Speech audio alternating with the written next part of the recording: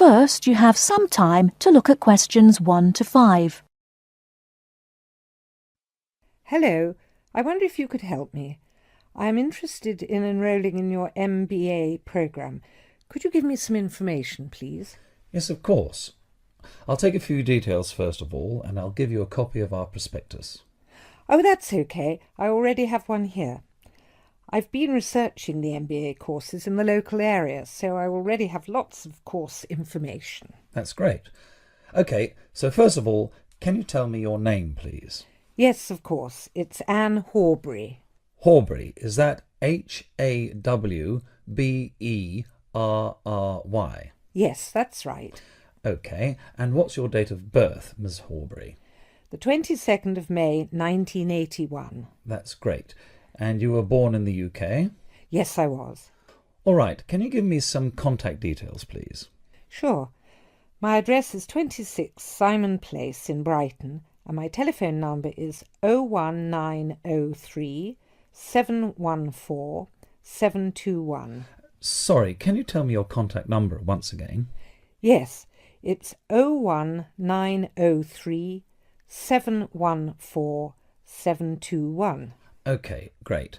And do you have a mobile phone number? No, I don't. Is it important? No, that's OK. I'll just write it on your form, no mobile phone. Now, just a few additional questions.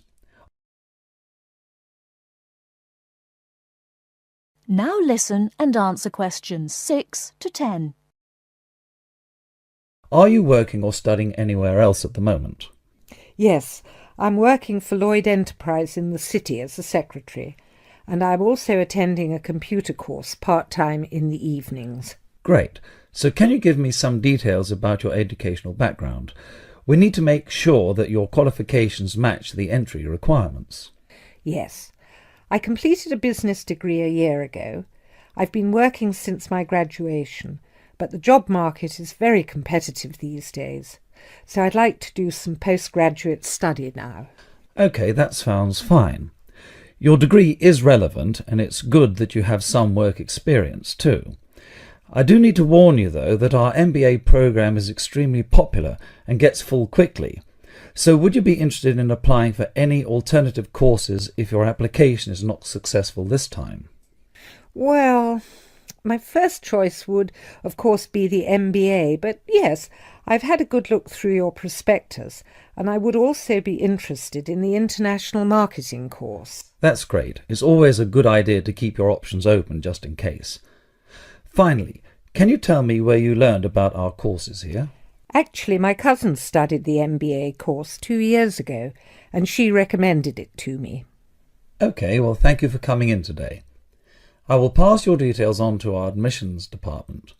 They should contact you this week with a formal application form, and they usually invite MBA candidates to come in for an interview. OK, well, thanks for your time. No problem. Good luck with your application.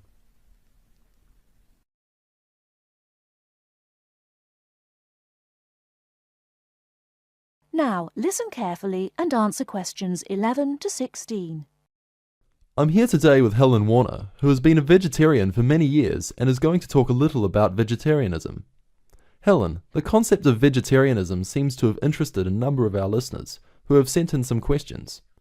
To begin, what made you want to become a vegetarian? Well, when I was 16, I had friends who were vegetarian and they introduced me to the idea. My parents were typical of their generation and ate meat at least 3 or 4 times a week, so I didn't really think about it too much until a few years later. It was while I was at university that I really thought about it and decided that it was unfair to eat meat when there are so many alternatives available. Is there anything you miss about not eating meat? No, not really. As I said, there are so many substitutes available these days, perhaps the most important of which comes from the soya bean. Soya is so versatile and is the staple substitute for most vegetarians. So what about the nutritional value of vegetarian food? Isn't it true that there are some vitamins that you can't get from soya or vegetables alone? Surely people need these vitamins. Yes, that's correct. But actually there is only one vital vitamin that is only present in meat. That's vitamin B12. Most vegetarians are aware of the implication of this and actually take B12 supplement in the form of tablets. Of course, the way you cook vegetables is also very important in preserving vitamins. Many countries, particularly the UK, have a reputation for overcooking vegetables. Water-soluble vitamins, where the vitamins are dissolved into the water, are often lost. Vitamin C is a common example. However, the loss of vitamins can be avoided by microwaving or steaming vegetables, which is what I do whenever I cook. Some people don't want to change their cooking habits too much, so if you do boil them, simply cut down on the cooking time. So, a vegetarian diet is fairly healthy then? Oh yes. A lot of people believe that vegetarianism is unhealthy, but that's actually not the case. Vegetarians are actually considerably healthier than many meat eaters. Consider for a minute the health aspects of the incredible amount of meat this country and others like it consume.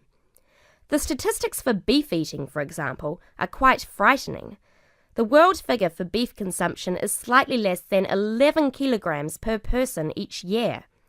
Yet in Europe, the average consumption is nearly double that, at 21 kilos per person.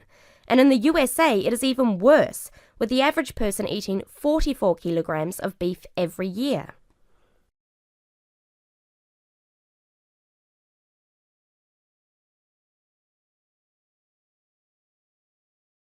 Now listen and answer questions 17 to 20.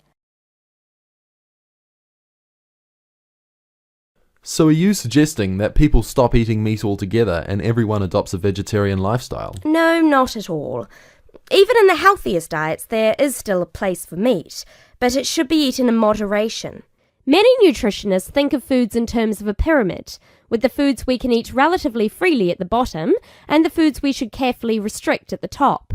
The majority of our diet should be composed of cereals, which would go on the bottom row of the pyramid. In this category could also be included such things as rice and pasta. Next, a good diet is followed by a roughly equal amount of vegetables and fruit. I have at least 2 servings a day of fruit and vegetables whenever possible. In decreasing quantities, you can then eat dairy foods, eggs, cheese, etc. Almost at the top of the food pyramid comes fish, carefully prepared of course, not dripping in oil or batter, and white meat. Chicken, for example, is a comparatively healthy meat, but again, a lot of this comes down to preparation methods. Right at the top of the pyramid come the ingredients of far too many Western meals, red meat and potatoes. It is particularly in that area that I would suggest moderation. Well, thank you very much, Helen. I'm sure that a lot of listeners are interested in your views. How could they find out more about the health benefits of vegetarian options? Well, there are lots of websites and books on healthy eating and vegetarianism, but it is always important to remember to consult your doctor before making any radical changes to your diet or lifestyle.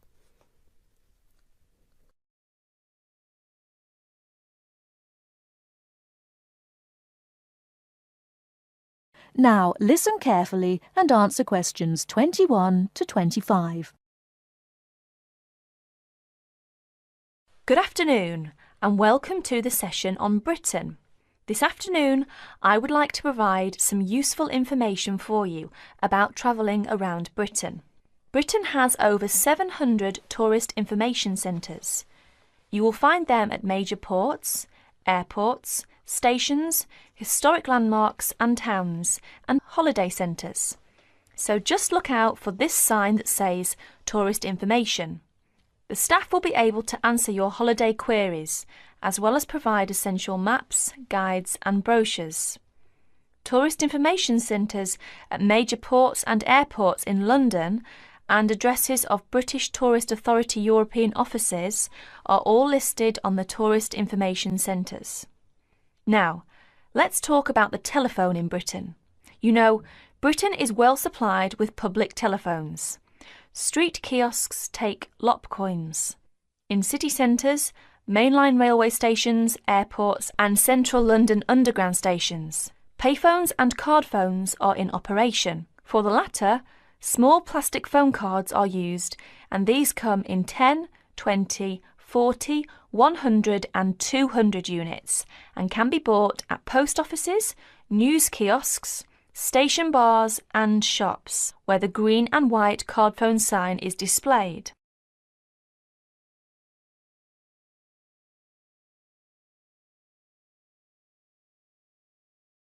Now listen and answer questions 26 to 30.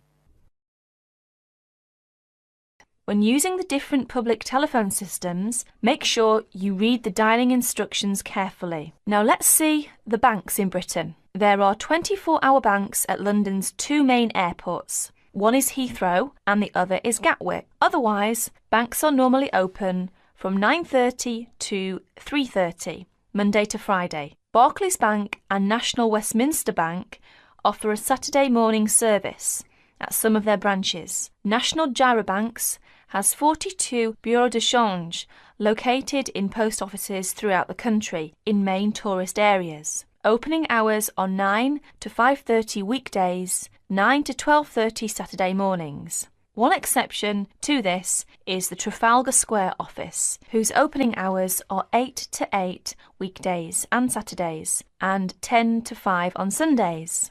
The Bureau de Change services are available to overseas visitors. Visitors can change their money there. You can also change money at Bureau de Change, large hotels, department stores and travel agents.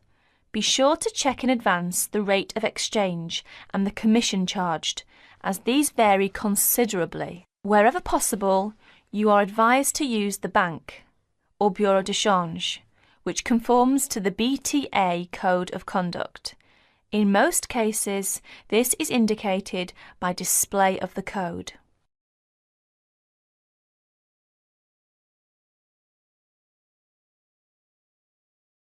Now listen carefully and answer questions 31 to 40. Riverdance is not just an expression of self-confidence, a kind of culturally interesting pop song. It tells the story of a people through song and dance. It tells the story of the people whose spirit was broken by an event which occurred in the middle of the last century, but continued to affect the society until 1961, the Great Famine. What is a famine? In 1840, the official population of Ireland was 8 million. They were largely poor and living in the countryside. They were beginning to have an interest in independence, and perhaps had things been different, Ireland might have been independent much earlier. But there was a serious problem in the agricultural system. All crops were grown to pay the rent of the land, and all that was grown to eat was the potato. This was fine until the potato crop failed, as it did from 1845 to 1848. The stories of what happened in those times live on in the popular culture of Ireland, and I won't tell them here, but the result was that 2 million people died or left the country by 1851.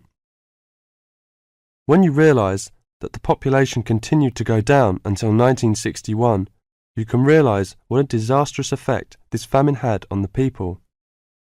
Compared with China, imagine if the famine of 1960 reduced the population by a quarter and it kept falling to less than half of its pre-famine figure. Anybody with ideas left and went to England, America or Australia. The people left behind were broken by their experiences and, in effect, the famine and its consequences put an end to all serious development in the country until well into this century.